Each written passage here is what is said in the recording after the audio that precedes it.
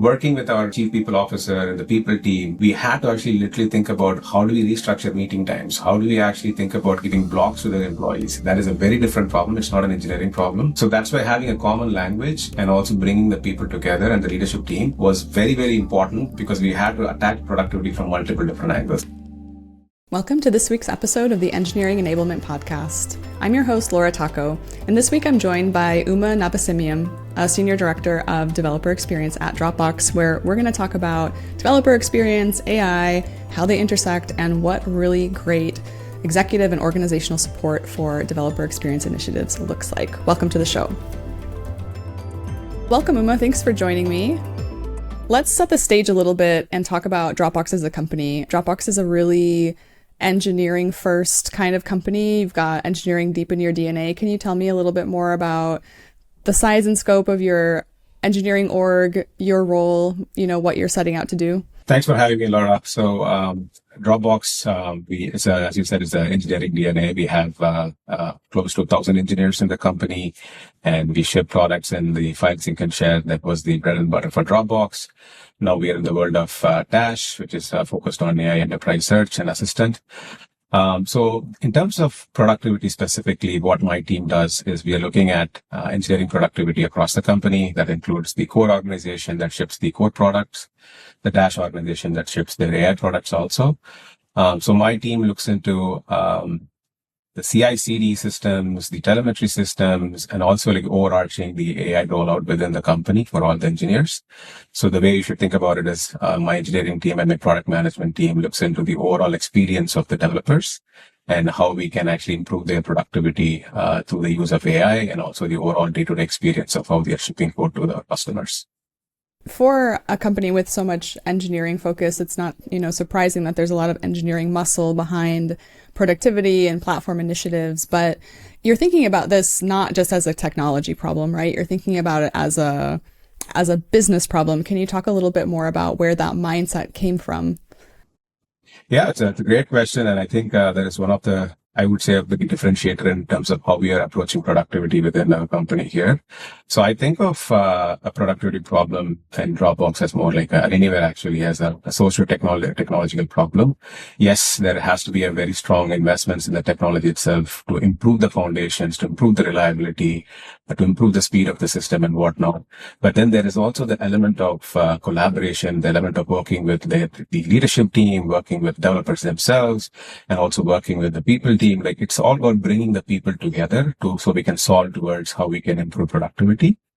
There is also an aspect of the overall improving the culture of the organization as well, like why actually productivity matters for the company, right? So how do we think about business impact?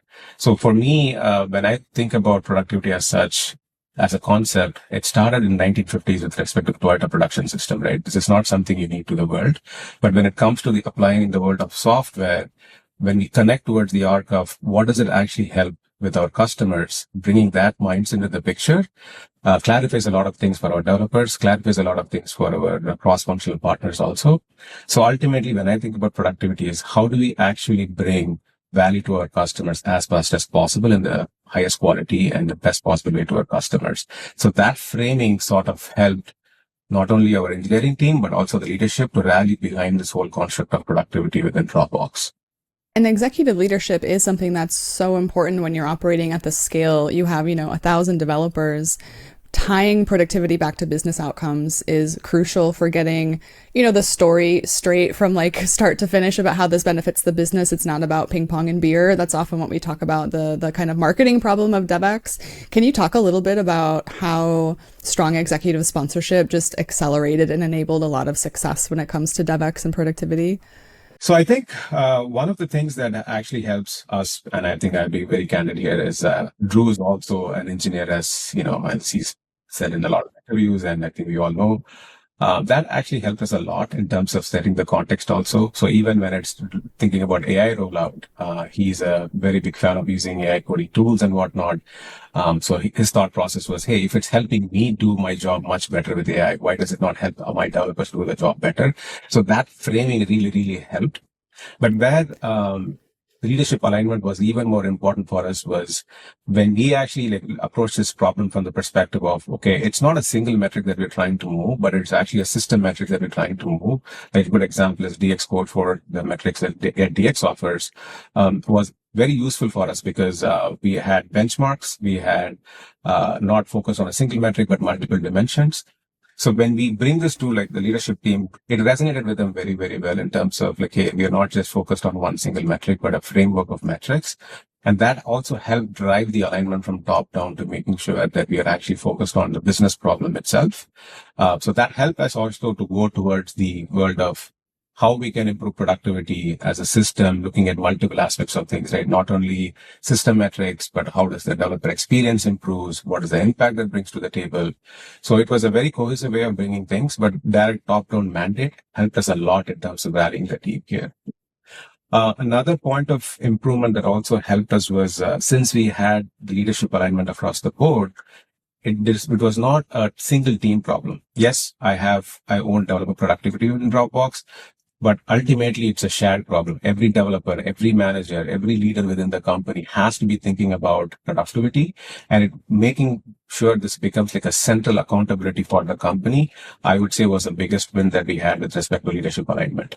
One thing you shared in preparing for this conversation was that adopting that common language, so in this case, the Core 4 framework, and having alignment on how everyone from your leadership to your engineers are thinking about productivity didn't give you answers, it gave you alignment so that we're all kind of directing effort in the same direction and see it as a business problem and a shared responsibility and not just something that's about developer sentiment only, but really that it's a crucial operational and kind of crucial business performance aspect for Dropbox.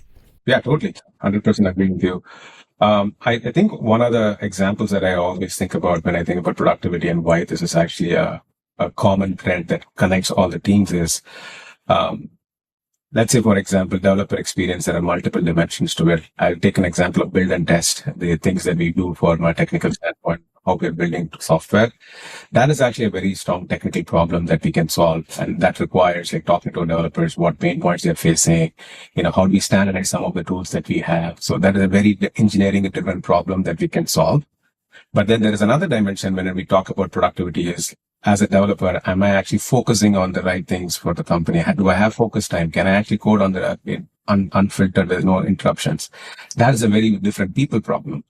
So working with our chief people officer and the people team, we had to actually literally think about how do we restructure meeting times? How do we actually think about giving blocks to their employees? That is a very different problem. It's not an engineering problem.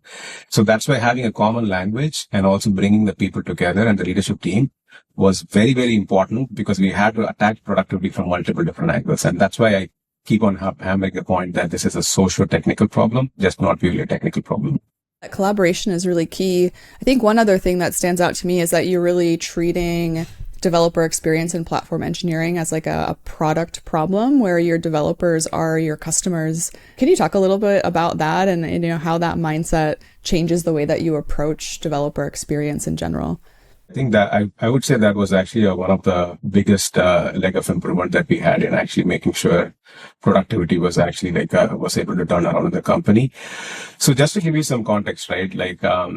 Dropbox has been built with like bespoke tools in the past. We wanted to always move fast. So we had a different set of tools in the past and there was not a lot of standardization in play. So that was an effort that was ongoing quite some time in terms of how do we standardize the tools? How do you make sure that it's reliable and it's actually moving at a full speed? That foundation was actually happening, which was great. But then when the problem was looked at, let's say in late 2024 was, okay, we feel like the systems are actually doing well from a system metric standpoint, but then developers felt like, it's very, very hard to ship code within Dropbox. It could be a perception, it could be a problem that they're facing, but we are not able to connect to actually the system metrics that you're thinking about, right? For example, ATL, TTL, time to land, and attempts to land were actually really, really good, but developers are still feeling the pain point. So in that lens, when we think about why is this problem happening, the biggest shift that we had was how do we think about this problem from a product mindset? Okay, my product is great. Why is it actually causing a problem with my developers who are our customers? So connecting that arc required a mindset shift in terms of how do we think about the problem from a product perspective. So we literally started thinking about getting the DX survey, which was very useful to kind of analyze like what developers are actually saying about different parts of the system. What are the pain points they are facing? So it gave us a good way of thinking about the problem, like where to actually focus on. And nothing beats talking to our developers, right? Like the PMs in my team, they talk to the developers. The TLs in my team, they talk to the developers. They understand what their pain points are, where in the system it's actually breaking. Having that feedback loop and understanding different parts of the system have different problems. A good example is our desktop developers had a very specific problem in build and test. The web developers had a problem in production debugging. So it's a very different problems that we need to solve for, and having that kind of mind share and also making sure leaders in the team are also investing towards the problems was helping us connect the whole box here. And that's why I think we were able to tackle the problem and change the perception around the productivity. The second piece of the puzzle, which people may also not consider, and which is, I think, is very important, is the internal communication piece, right? Like you have a product, you talk to the developers, then what does it actually mean in terms of like selling the product to the developers to say, hey, these are also available? But that's also where the PMs came into a big support here, where sharing out the story not only to leadership but also to the developers, saying that, hey, here are the updates that we're doing to our product stack. Here are the things that we're changing in our developer stack based on the feedback that you heard. So that reinforces the learning between the developers and the system, which actually gave us the edge in terms of moving a lot of metrics that we thought were useful for productivity.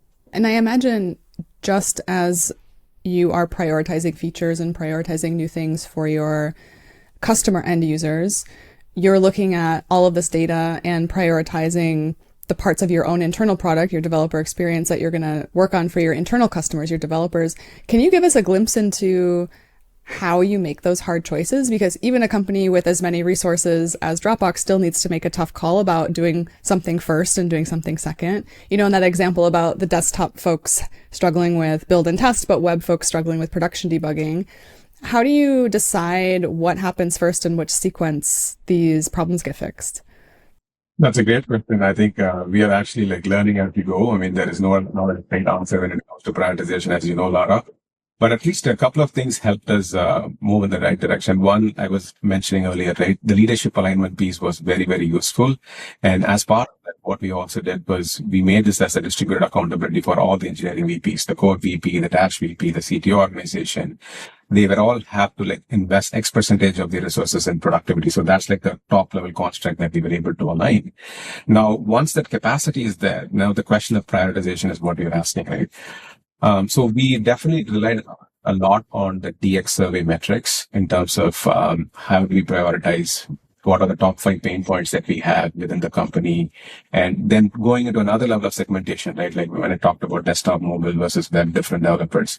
Once you have a clear matrix like that, and then you know what capacity you're going after, then it comes down to roadmap planning, and it comes down to saying that, hey, all the teams provide your bottoms up work in terms of how we can fix these problems that we have with respect to the DX survey.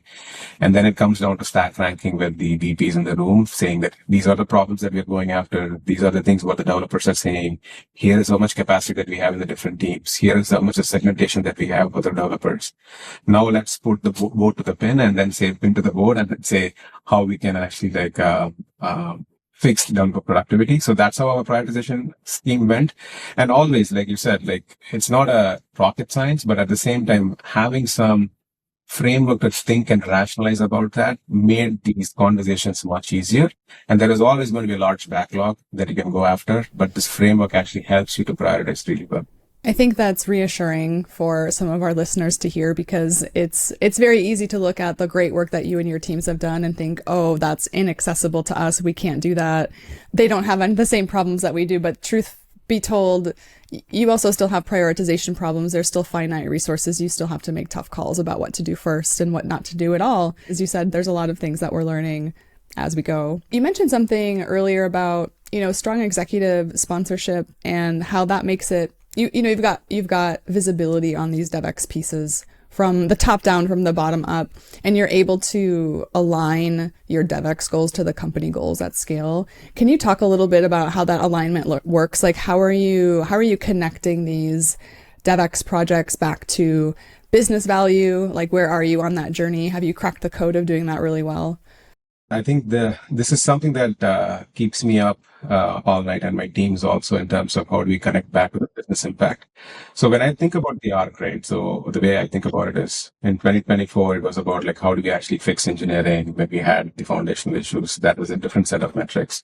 In 2025, it was about like what framework we're using towards get DX, right? The DX Code 4 framework we used. And we were able to move metrics along multiple lines, whereas the speed line also moved very well. Quality was, guardrail was there, impact was there. We are almost very close to hitting the benchmarks on our DXI metrics also, which is the developer experience side. But then connecting back to the business impact, that is a code that is, in my opinion, very hard to crack at this point. And the reason I say that is it requires a lot of input from not only like the developer experience metrics, but also like what products that we're trying to ship. So we are in the journey of connecting these developer improvements plus how much it helps you to reduce the time to ship features back to the business impact. And that is a code that has not been cracked yet, in my opinion. We are trying to connect all the data. We're working towards like how we can show that impact much better.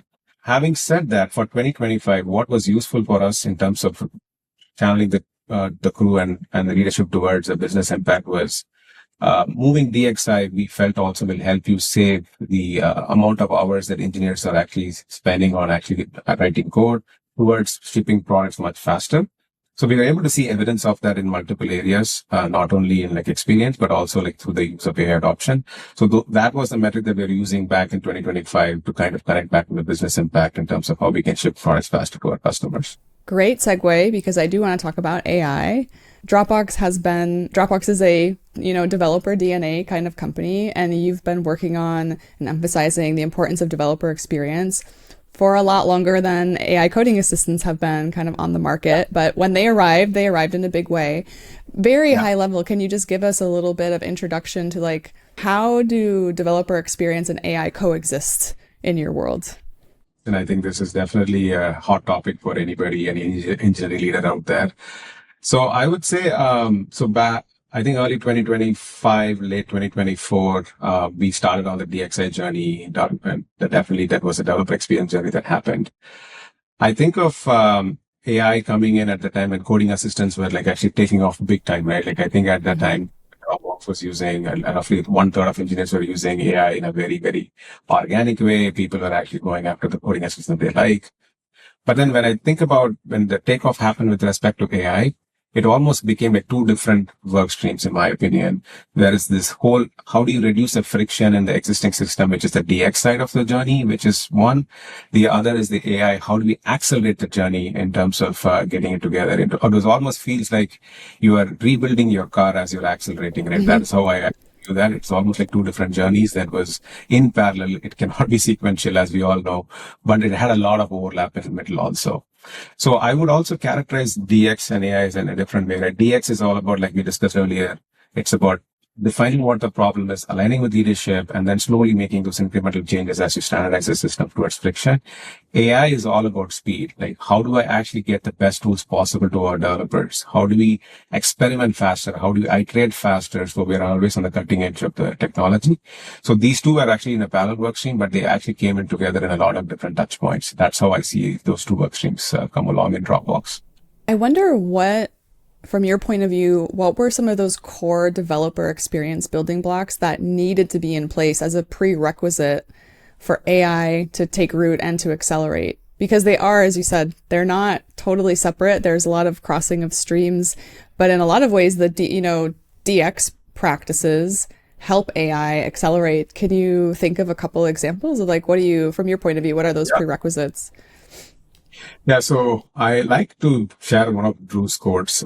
Drew, I would say that if your plumbing is not good, there's no point in like beautifying your house, right? I think the developer experience, I think of that as like your plumbing. So everything stops if it doesn't work, right? So that's pretty much the analogy that I would use here. So getting back to your question, right? I think the fundamental piece of build and test, your telemetry system, your production debugging system, these all have to be in place to be in a really, really good spot before in my opinion, where AI can actually have a lot of impact. The reason I say that is the speed at which like the AI coding assistants are going, the speed at which the developers are using AI to like push code. They need to also have trust in the system that, hey, if I push code, it actually has tested properly. The quality guardrails are actually met. The compliance angles are met. The security scans are met. And then when it actually goes to production, leadership plus engineers have the confidence that the code that I'm actually shipping will land and also have no issues in production. So building that level of trust, the foundational systems have to be very, very strong. So I would anchor on like those foundational systems being super strong in terms of reliability, in terms of like quality, before we actually like go really, really hard on AI. So that would be my take on that. And you have a pretty experimental mindset. Like it's not about perfection, right? It's about experimenting faster. Most of your developers are using AI daily, weekly, and you're really, focusing in on encouraging daily use. Like, what are some of the things that you're doing to encourage daily use, sustain daily use so that it becomes a new way of working and not just a temporary kind of state of being that's gonna, fall out of fashion? So let me take back to in terms of how the journey of AI happened that can actually kind of explain like in terms of how can we make it more sustainable and sticky in a way, right? So I think early 2025, like I said earlier, 1/3 of our developers were using in an organic way. And then there was huge uptick in the coding assistants, as we all know. And I think we had strong leadership as our exec team alignment saying that, hey, we need to be also taking in AI as a very serious company priority. So that kind of felt in kind of like initial stages of like increasing your AI adoption. So I would say like 3/4 of people were starting to use on a weekly basis within like 3 months or so because of the top-down help that came down from the exec team. But beyond that, then it goes back to the product mindset also, right? Like you have to look at like what developers are actually looking for different coding assistants. Like today, we use like 3 or 4 different coding assistants that is available to our developers. We are not like one single coding assistant shop going after hey, this is the only thing you have. Mm-hmm. Different teams have different needs. So going after like, for example, mobile team, they cannot use the existing AI coding tools that are out there. So we had to find that as something very specific for their use cases. So that kind of helps add you to the adoption metric that you have, right? So looking at these kind of pockets of areas where developers had what's working for them, what's not working for them, and providing those kind of tools definitely helped us to fix the long tail, and we're able to get close to almost everybody's using AI tools right now on a regular basis, right? But now, how do we actually take it to the next level? Now, again, we have to go into the habits of our developers, right? Like, what are the areas of core SDLC that is actually helping them or blocking them to not use AI? Are the tests not being written properly with AI? Like, what are some of the things that we can do as a central team to kind of enable them? So looking after every finer details of SDLC also will help you to make it more and more sticky. And the second aspect of it is also like the PM team works very, very closely with the vendors. And they are also making sure any updates that are like needed, that's required from the developers, we are also communicating to our vendors to make sure that is also incorporated in them. So that tighter feedback loop also helps you to make the product more sticky and helps us to get the maximum bang for the buck with respect to coding tools. Do you have any examples you can share of how your teams are using AI outside of just code completion? So, once we started achieving we started with coding tools as the first one because that seems to be the easiest one, like everybody's doing, right? Once we achieved whatever we could achieve there in terms of adoption, then naturally we need to start looking into the entire parts of SDLC, right? So the next aspect of it is we started looking into the review cycle. We started looking at the testing aspect of it, debugging aspect of it. So looking at every single SDLC is actually going to be critical, and we started doing that.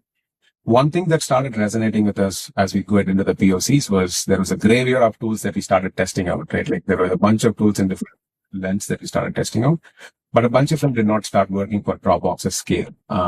It is very easy for us to get carried away by, hey, this tool will work. But as we started doing POC, we realized some of them will not work. A good example that comes to my mind is in the review side of the world. We were using one of those marquee names, and it just did not work for our scale.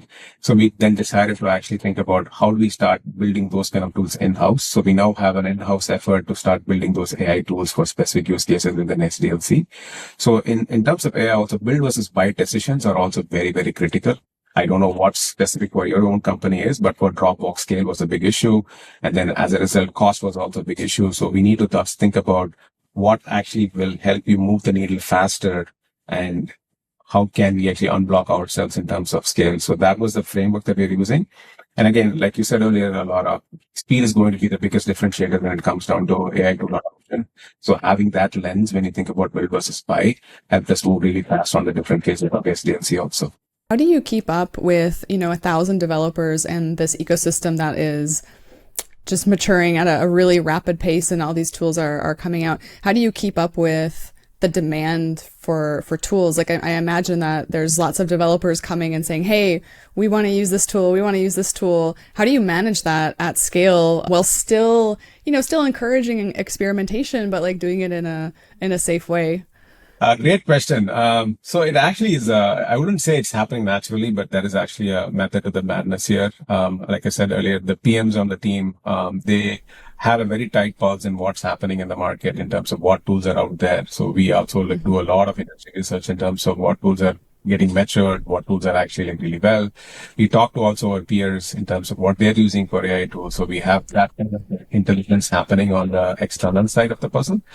The second one also, we leverage a lot of developer feedback. Like we have Slack channels, we have like DX surveys, you name it, like any inputs that we get from the developers on what they are seeing on the ground. So we have a very strong triage process on like what softwares that they are also looking after and they want to actually use for their own purposes. So the industry side, the developer side, and obviously leadership also, they have their own inputs. So we bring that all together. Separately, like we also worked with our own procurement and like the legals, the security teams to reduce the time that it takes for us to like experiment also specifically for AI tools. And that also helped a lot. I would say the biggest innovation in this one was reducing the whole review process from 43 days to 3 days. I would say that was the biggest one in terms of moving really fast. So once you have all these inputs into play, then we also have a framework on SDLC, like looking at which portion of the SDLC has the biggest impact in terms of bench hours saved, in terms of like number of PRs that are getting pushed through. Like we can look into like what impact scores that we have, and accordingly we can prioritize them.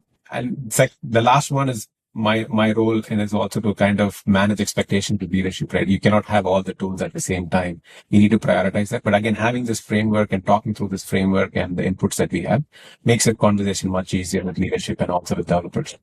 I feel like engineering leaders are caught kind of in a cross stream of really high expectations from leadership because they hear the hype cycle around these tools and like what company X is doing.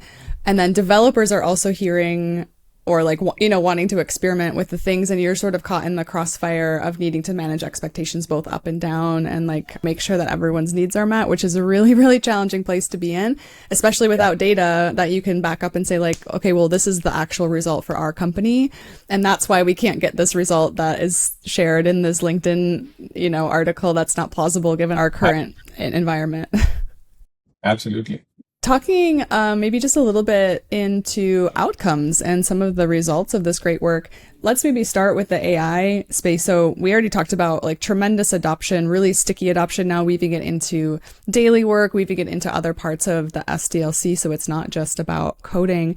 Do you have an example to share with us of something that was really innovative or just really, really impressive that came out of your engineering org, or that you saw someone build with AI that you thought was just super cool and want to share with the audience? There are a bunch of examples that comes to my mind.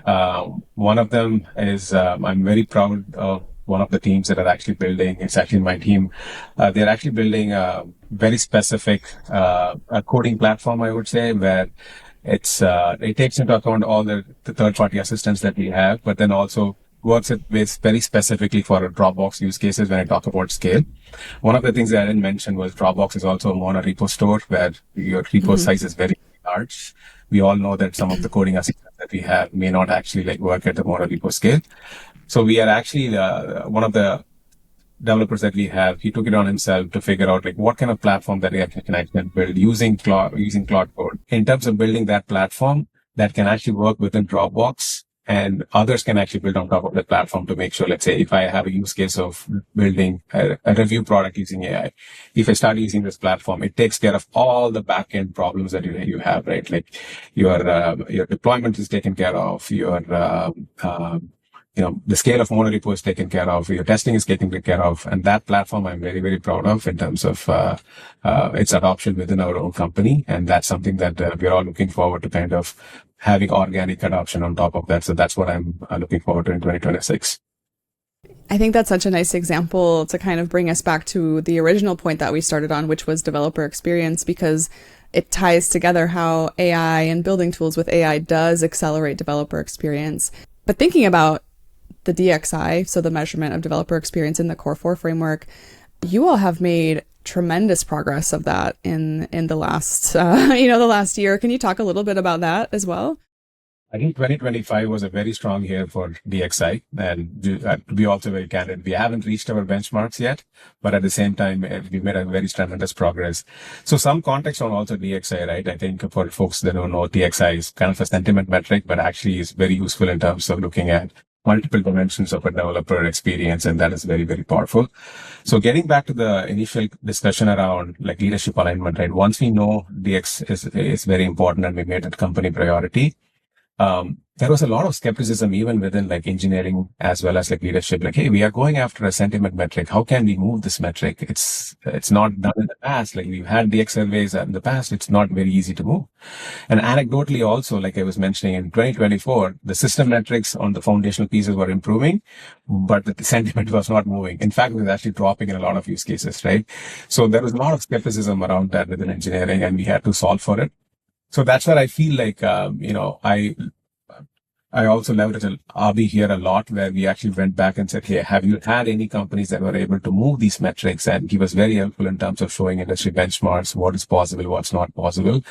And then we took a bet on ourselves. Like if somebody else is able to do it, we should have set an ambitious target and we have to go after that. So even like convincing our leadership team to say that, hey, here is where the benchmark is today. Here we are here. Everybody wants to make it happen in the same single year, right? So convincing them to show that it requires a very different approach for different problems, right? For example, I was telling you, right, build and test is a technical problem. Deep work is a people problem. Documentation is an engineering-wide problem. So it's a very different problem space. So making them appreciate the fact that it is not just one metric. It has a lot of things that go under them, and actually making sure it's a multi-year journey helped us a lot. And then, I'm proud to say that we exceeded our targets that we set for 2025. And that's purely because of very, very focused efforts on individual pain points, working with the developers and having a very strong prioritization scheme. And we were able to move the metric. And I'm actually very proud to say that like we have exceeded the metric for 2025, and like we are on the journey towards meeting the benchmarks in 2026. So it's been a very remarkable journey, and definitely all the skeptics that were there in 2025, they are like, okay, this is possible, and we are all marching towards what can we be doing in 2026. So it's a very, very great story for us. I like how you went from internal skepticism and looking out for an example in the industry to being the example in the industry. And I'm sure there are lots of folks listening to this podcast right now that have listened to your story and listened to the great work your teams have done and thought, wow, that's really aspirational. I would like to do that as well. What are some little nuggets of advice that you would have to those people listening who want to get to the same kind of results and maturity that Dropbox has? What are the things that they should definitely keep top of mind?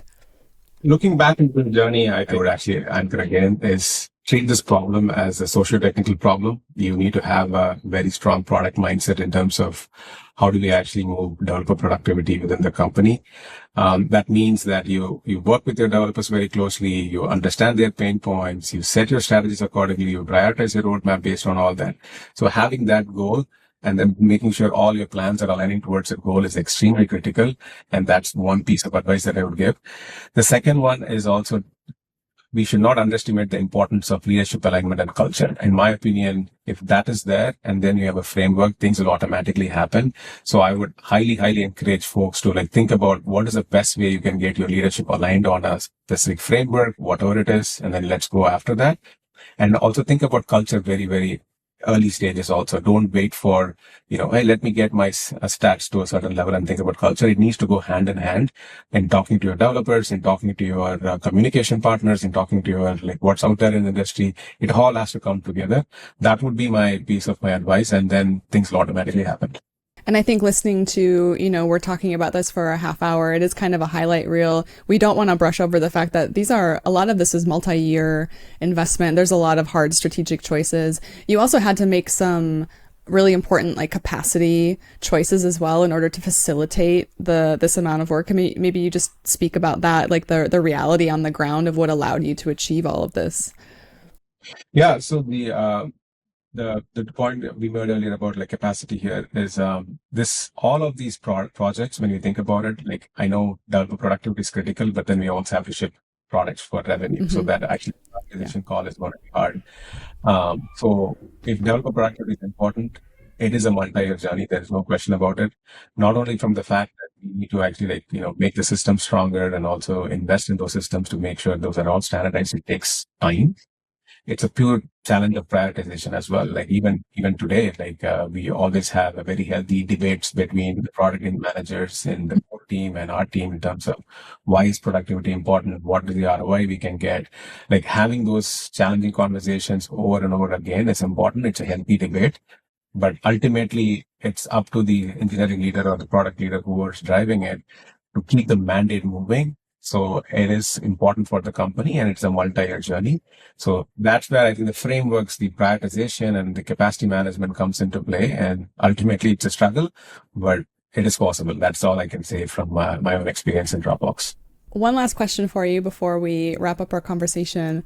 I would love to know what you're most excited about when it comes to developer experience and AI looking ahead to 2026. Great question. So 2025 is behind us. It was a strong year, but then, as you know, in 2026, the question that everybody's asking across the industry right now is, okay, AI is there. Most of the companies are adopting them in different forms and fashion. Coding assistants are awesome. I get all this capacity. Where is it going? Like that question comes up across from our CFOs, from our engineering leaders across the world, right? So how do you answer this question? Like it's not an easy question to answer, to be honest, because from anecdotally what we have seen, we have done some initial analysis, and I can happy to share here is, yes, we have seen a capacity uplift because of AI. And naturally, it's actually going towards like the migrations, the tech debt reduction, and these are automatically happening. Like this is what is very cool about engineering. Like when you give the capacity, it automatically goes into the right things for the problem, and we are seeing that. Now, how do we systematically think about it? Like if I'm a engineering leader, I have this additional capacity. There is a world where I can focus on tech debt, but then there is also a world where I can shift it towards product development. Right. So how do we actually make those trade-offs? It's not very clear. Those instrumentation and telemetry is not there yet. One approach that we are taking is we are trying to connect all these productivity improvements that we're trying to the roadmap and to the product roadmap also. And it's not a very one-to-one relationship. So for the listeners out there, if there is a better way for us to actually solve for it, if you have actually cracked the code, we would love to talk to you also. It is not an easy one to actually fix. But that's what I'm looking forward to in 2026. Like how do we crack the code on the improvements that we're getting from developer productivity? How do we tie it back to the business outcomes, to the real business outcomes in terms of time to shipping the features, and also, where the additional capacity is going? How do we answer that question? That's what I'm actually focused on in 2026. Yep. Me too. I think a lot of engineering leaders are in the same boat.